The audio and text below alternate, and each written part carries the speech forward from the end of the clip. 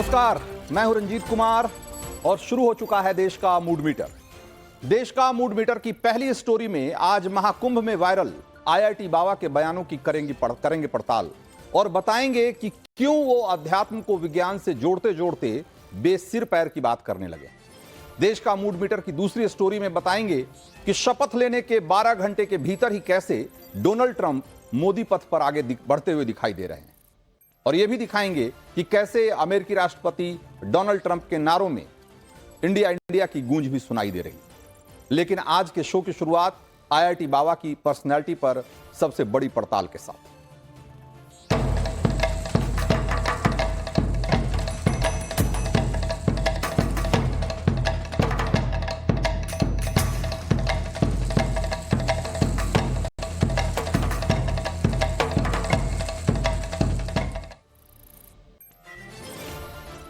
तो अभय सिंह यानी आईआईटीएन बाबा प्रयागराज महाकुंभ का सबसे वायरल चेहरा। उनकी अजब गजब बातों ने दुनिया का ध्यान इस तरह अपनी ओर खींचा कि लोग साधु सन्यासियों, नागाओं और बड़े बड़े संतों की सिद्धियों और चमत्कारों की चर्चा छोड़कर अभय सिंह के पीछे भागने लगे। आईआईटी मुंबई से एरोस्पेस इंजीनियरिंग की पढ़ाई और फिर कनाडा में लाखों रुपए महीने की नौकरी और फिर अपना ब्राइट फ्यूचर, सब कुछ छोड़कर उन्होंने क्यों आध्यात्म की राह पकड़ ली। इसी सस्पेंस ने उन्हें महाकुंभ का सेलिब्रिटी बना दिया। उनके पहले इंटरव्यू से लेकर बाद में जितने भी इंटरव्यू हुए वो कमोबेश एक ही बात दोहराते नजर आए और दुनिया भी आईआईटी मुंबई वाली उनकी छवि को दिमाग में रखकर उन बातों पर आंख बंद करके भरोसा करती दिखी। उनकी छवि एक पहुंचे हुए बाबा की बना दी गई। लेकिन आईआईटीएन बाबा की सच्चाई क्या वाकई यही है? आत्मा, परमात्मा, महादेव और आध्यात्म को लेकर अभय सिंह जो बात कहते रहे उसे तो आपने कई बार सुना होगा, लेकिन अब जो कुछ आप उनकी मुंह जवानी सुनने वाले हैं वो इस बाबा की एक अलग तस्वीर खींचने वाली है। उस परसेप्शन को शीशे की तरह चटकाने वाली है जिसकी वजह से दुनिया आईआईटीएन बाबा को आध्यात्म में बहुत पहुंचा हुआ मान रही थी। आईआईटीएन बाबा की यह इमेज अपने साथ ये सवाल भी लेकर आई है कि यह युवा सन्यासी वाकई आध्यात्मिक चेतना के एक ऊंचे स्तर पर पहुंच चुका है, जहां से कही गई बातें अक्सर आम आदमी की समझ से परे हो रही है, या फिर वो किसी ऐसी मानसिक अवस्था में है जहां उन्हें काउंसलिंग की सख्त जरूरत है। योगी बनेगा ना प्रधानमंत्री। मैं उन लोगों को चूज करता ना जो भगवान को बेसिकली जो बाद में ग्रेटफुल भी हो। इसलिए गुकेश का मैंने जानबूझ के वैसा था ना कि जो स्टार्टिंग में उसने जो वैली वाला वो जीता था, चैलेंजर वाला, तब भी मैंने पूरी सीरीज देखी थी। उस टाइम पे मैं हिमाचल में धर्मशाला जा रहा था तो सुबह सुबह टैक्सी के अंदर बता रहा था, देखो इसको जिता दिया। 3 बड़ी प्रेडिक्शंस आपके हिसाब से क्या है? वर्ल्ड वॉर बाय व्हेन चालू हो जाएगा इस ईयर के एंड में। क्रिकेट देखते हैं आप? हाँ, देखा था मैंने बीच में। इनको थोड़ा बहुत ऐसे जिताया भी था, बट एक क्रिकेटर वही है थोड़ा। आप जिता देते हो यहाँ बैठ के? हाँ, ये T20 वर्ल्ड कप में भी किया था ना मैंने समय में। मैं उसको बार बार बोल रहा हूँ यार हार्दिक को बोल दे भाई, हार्दिक को बोल दे भाई, दे ही ले रहा है वो। तो ये हैं आईआईटीएन बाबा का वो दावे हैं जो भविष्यवाणी हमारे सहयोगी दिनेश गौतम से बातचीत के दौरान उन्होंने कही, और 1 घंटे की इस इंटरव्यू में अभय सिंह की जो शख्सियत सामने निकल कर आई वो थोड़ी हैरान करने वाली। सवाल तो यह है कि अभय सिंह के आईआईटी मुंबई वाले बैकग्राउंड की धौंस में क्या उनके डीप डिप्रेशन में होने की आशंका की अनदेखी की जा रही है? सवाल यह है कि क्या अभय सिंह जिस अंदाज में धर्म आध्यात्म की बातें करते हैं क्या उसमें किसी मानसिक बीमारी की झलक दिखती है? उनके चेहरे पर जो बेवजह की हंसी और आंखों में जो अजब गजब मूवमेंट दिखते हैं क्या उनकी किसी मानसिक अवस्था के बारे में कुछ बताती है जिसे अब तक नजरअंदाज किया जाता रहा? इन्हीं सवालों के जवाब में छिपी है आईआईटीएन बाबा की सच्चाई, उनकी वो हकीकत जिसका रहस्य समझ में आते ही शायद जूना अखाड़े ने उनसे कन्नी काट ली। अभय सिंह की मौजूदा मनोदशा को जूना अखाड़े के जो सन्यासी आध्यात्म की ऊंची अवस्था मान रहे थे और इसी वजह से उन्हें वाराणसी से प्रयागराज अपने साथ ले आए थे और आने वाले समय में उन्हें सनातन का एक बड़ा सिद्ध पुरुष इस रूप में उन्हें देख रहे थे, अब वो जूना अखाड़ा चुप है। बल्कि दबी जुबान तो यह भी कह रहे हैं कि अभय सिंह की मानसिक हालत ठीक नहीं है और वो बुरी तरह नशे की चपेट में। नवभारत से बातचीत में आईआईटीएन बाबा ने जो कुछ कहा उस पर गौर करने के बाद उनकी मनोदशा आपको भी समझ में आने लगेगी।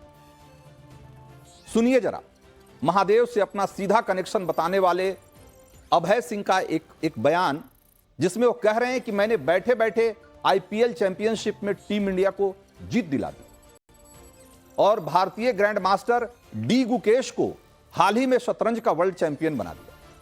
एक बार सुनिए उनको। मैं उन लोगों को चूज करता ना जो भगवान को बेसिकली जो बाद में ग्रेटफुल भी हो, इसलिए गुकेश का मैंने जानबूझ के वैसा था ना कि बगा जो स्टार्टिंग में उसने जो वैली वाला वो जीता था चैलेंजर वाला, तब भी मैंने पूरी सीरीज देखी थी। उस टाइम पे मैं हिमाचल में धर्मशाला जा रहा था तो सुबह सुबह टैक्सी के अंदर बता रहा था, मौका देखो इसको जिता दिया चैलेंजर वाला। फिर बाद में जब उसका मेन कंपटीशन हुआ तो उसके अंदर भी सारे मैच में वाराणसी बैठ के उसको लाइक समझवा करके स्ट्रेटेजी बना के कि हाँ इसको कैसे देखना है। वो विजुअलाइजेशन है ना, ये तो ऋषिकेश में भी सिखाया था मैंने कि उसको चेस को तुम बहुत ज्यादा अलग अलग तरीके से देख सकते हो। तो आप गुकेश को मिले हुए हैं? नहीं। अच्छा, उससे वैसे सिग्नल्स के जरिए आपने बोला तो उसने थैंक गॉड बाद में। तो महादेव से अपना कनेक्शन होने का दावा करते करते आईआईटीएन बाबा भूत भविष्य की टाइमलाइन को ही उलट पुलट करने का दावा करने लगे।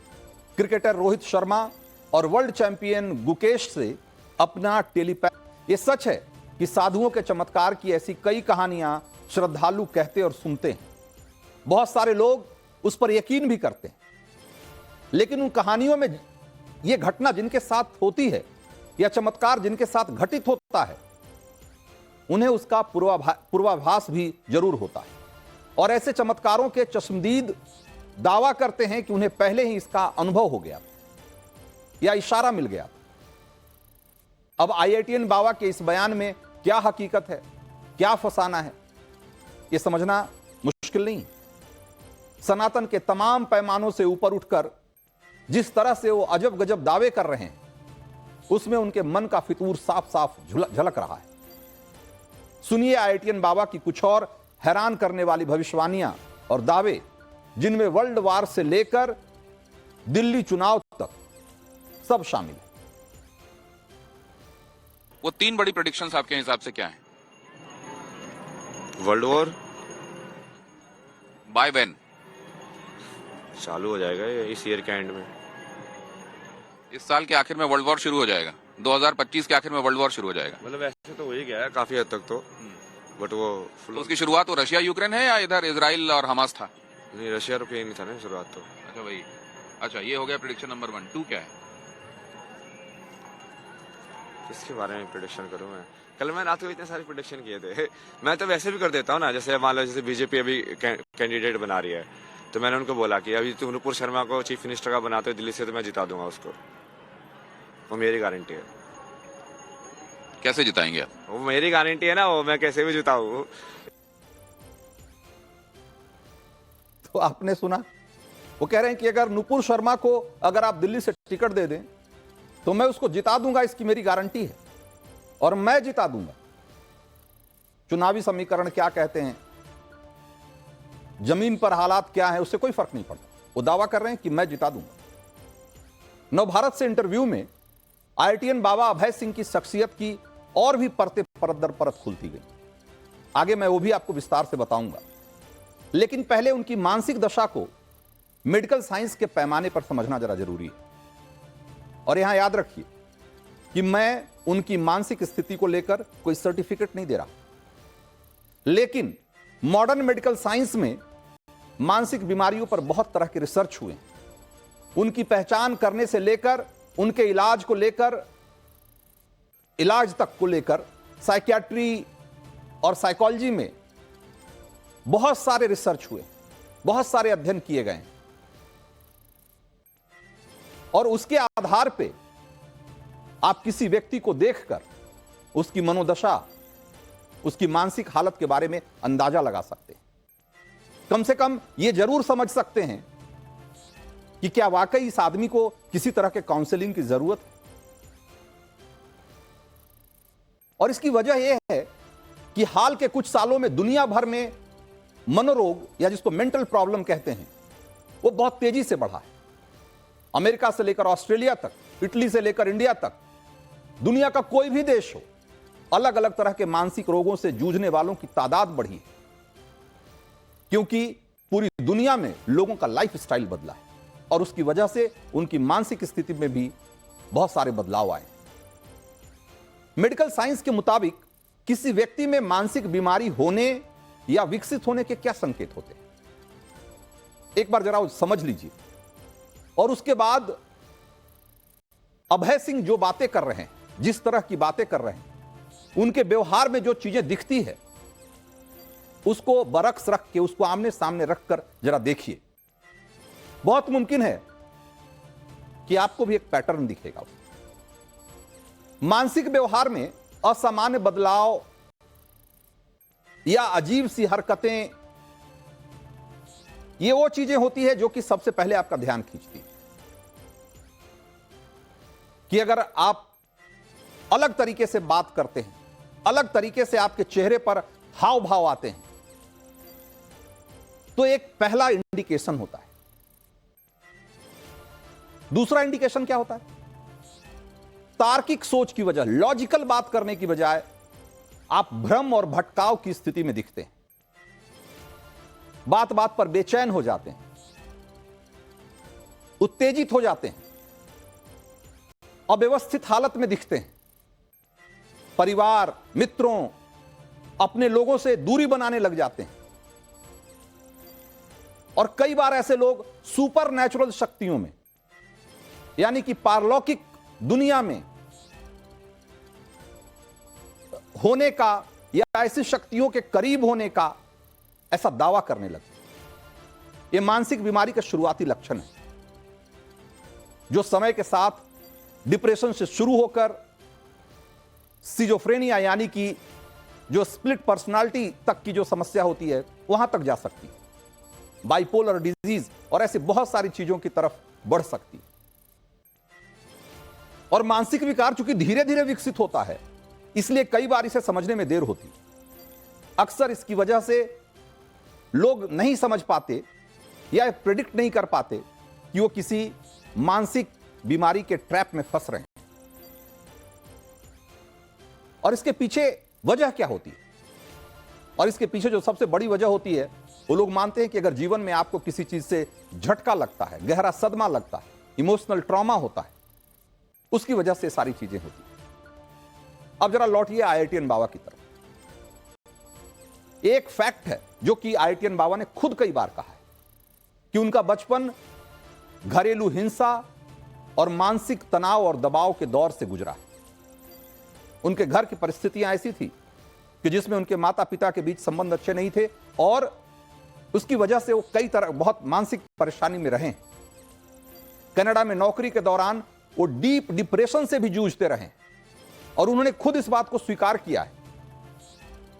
लेकिन यह भी सच है कि इन दोनों हालातों से उन्होंने खुद को उबारा भी है। वो कहते हैं कि आध्यात्म इसी प्रक्रिया में उनके जीवन का हिस्सा बना।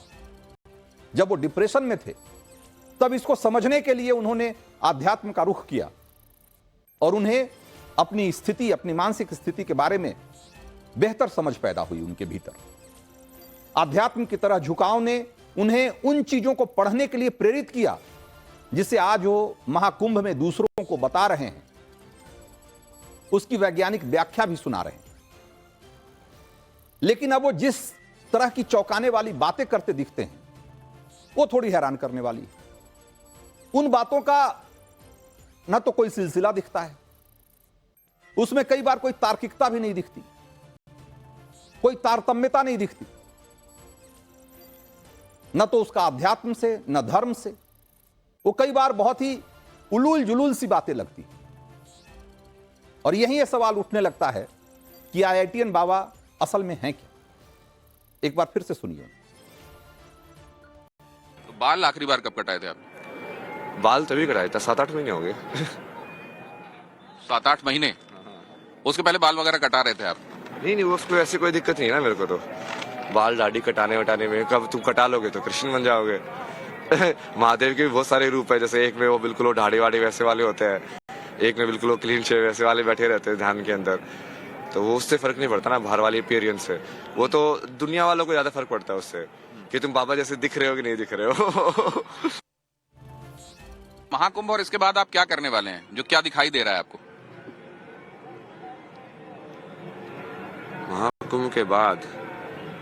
महाकुंभ के बाद तो स्ट्रक्चरिंग करेंगे पूरी हर चीज की,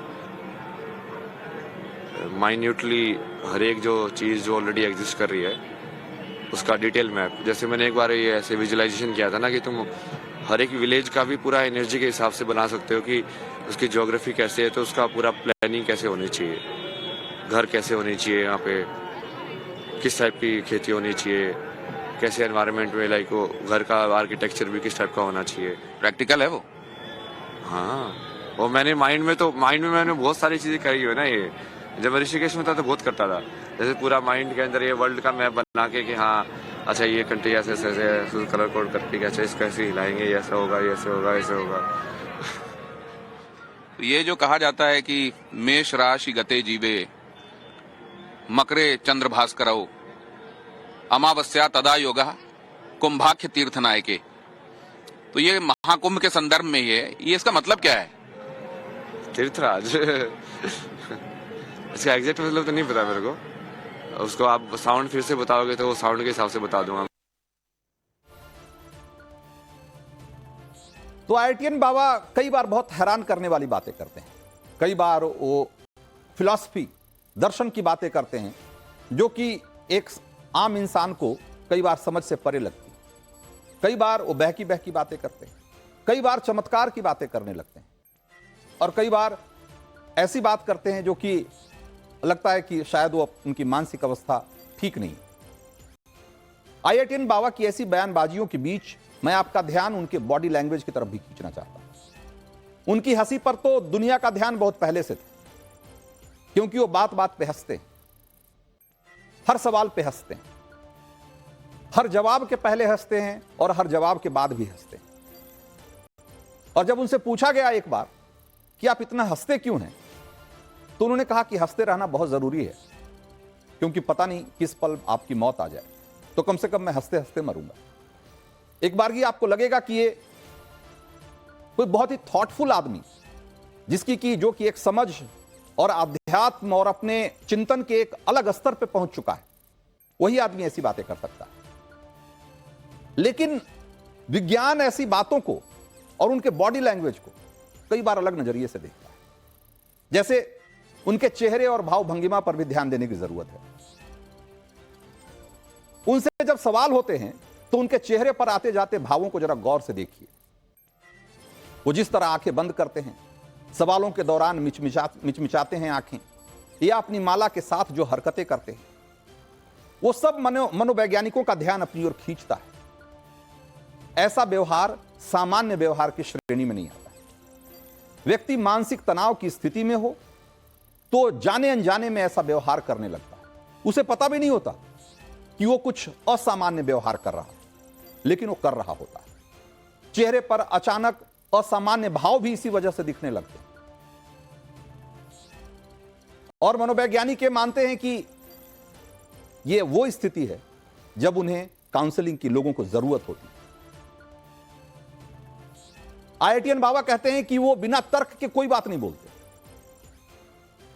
मन में, और कई बार ये कहते हैं कि वो उनके मन में जो प्रेरणा आती है, महादेव जो उनसे कहवाना चाहते हैं वो बोल देते हैं। अब इन दोनों बातों में कई बार आपको कोई साम्य नहीं दिखेगा, कोई तारतम्य नहीं दिखेगा। कि कई बार तो कहते हैं कि वो अतार्किक बात नहीं करते, क्योंकि आज का युवा कोई अतार्किक बात सुनने को तैयार नहीं है, उसे लॉजिकल बात कहनी होगी। और कई बार वो ऐसी बात करते हैं जिसका कोई लॉजिक नहीं होता, और वो ये स्वीकार भी करते हैं। वो कहते हैं कि मैं महादेव की प्रेरणा से बोलता हूं। जैसे मैंने हाल में उनका एक और वीडियो देखा जिसमें वो कह रहे हैं कि महादेव मुझसे बात करते हैं और मुझसे कहते हैं कि मैं विष्णु का अवतार हूं, भोसकर कहते हैं लोगों से कि भाई लोग आप इस बात को मानते क्यों नहीं हो, और कब मानोगे इस बात को?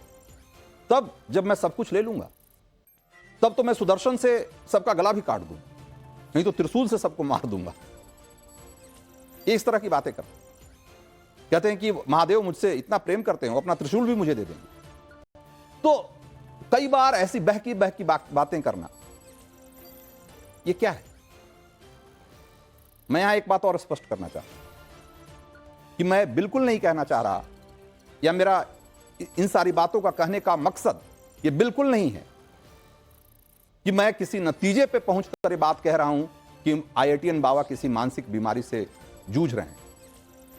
लेकिन अब वो जिस तरह की बेसिर पैर की बयानबाजी पर उतर आए हैं, वो उनकी मानसिक अवस्था पर एक सवाल उठा रहा है, और जूना अखाड़े ने इसी मानसिक अवस्था के कारण उनसे दूरी बनाई।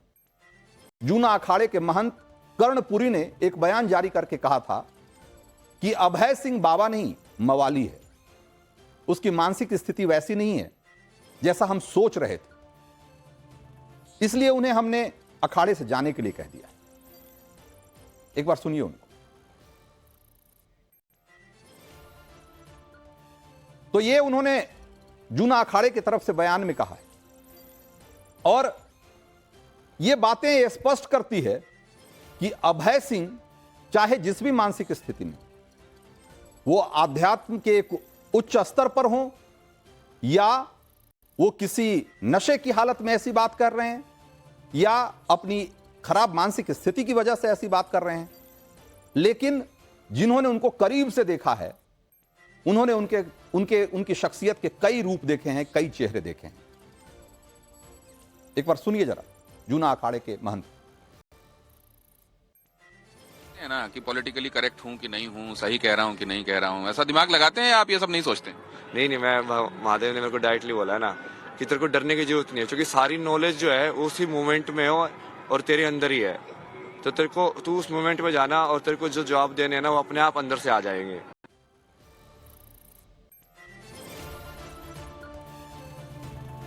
तो आपने सुना कि अभय सिंह किस तरह की बात कर रहे हैं। अभय सिंह कई बार ऐसी बातें करते हैं जब आपको लगेगा कि वो बात करते हैं कि कॉन्शसनेस की बात करते हैं। एक बार मैंने किसी बयान में उनको सुना, वो फीमेल कॉन्शसनेस की बातें करते हैं।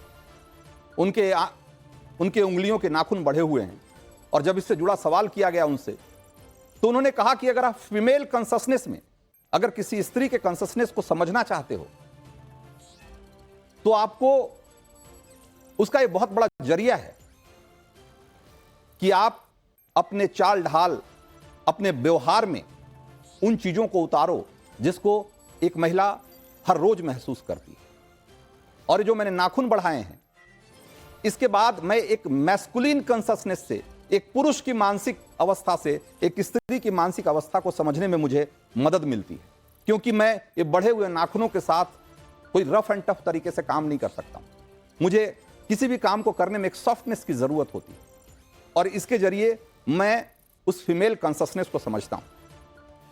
तो कई बार उनकी बातें आपको लगेगी कि ये बहुत ही तार्किक या आध्यात्मिक रूप से बहुत ही उच्च स्तर की बातें कर रहे हैं। फिलॉसफी के हिसाब से अगर देखें, किसी दर्शन के हिसाब से देखेंगे, तो आपको लगेगा कि बहुत ही बड़े दार्शनिक हैं। निश्चित रूप से अभय सिंह ने अच्छी पढ़ाई की है, देश के सबसे शानदार इंस्टीट्यूशन से पढ़ाई की है। इंजीनियरिंग के साथ साथ उन्होंने खुद कहा है कि उन्होंने फिलॉसफी और दूसरे इस तरह के मेटाफिजिक्स की पढ़ाई की है। तो उनकी बातों में वो बातें, तो वो ज्ञान दिखता है, झलकता जरूर है, लेकिन कई बार उसमें कोई तारतम्य नहीं दिखता, उसमें कोई साम्य नहीं दिखता है। और यही वो जगह है जहां पर कि अभय सिंह की शख्सियत एक सवाल के रूप में दुनिया के सामने आती है। और कई बार ऐसे सवालों के प्रति लोगों का आकर्षण होता है। महाकुंभ में वो सबसे बड़े आकर्षण जरूर हैं, लेकिन ये जरूरी है कि इस सवाल का जवाब अगर अभय सिंह खुद अपने लिए तलाश पाएं तो बहुत अच्छा होगा। तो आज देश का मूड मीटर में वक्त इतना ही था। मुझे दीजिए इजाजत। ब्रेक के उस पार बिग एंड बोल्ड।